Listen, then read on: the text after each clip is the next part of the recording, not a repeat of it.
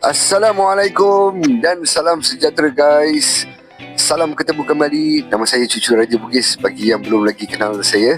Dan hari ini saya nak buat dua perkara, iaitu yang pertama memohon pertolongan untuk agar anda subscribe kepada channel saya iaitu Cucu Raja Bugis. Dan yang kedua, saya nak review mic yang sedang saya gunakan ini. Okey, mic ini namanya K9, dan mempunyai noise cancellation dan juga reverb. Okey, reverb yang bagi yang tak tahu tu echo lah Okey, dan harganya adalah murah saja, iaitu bawah RM20. Boleh didapatkan di Shopee dan juga TikTok Shop. Okey guys, kalau dapat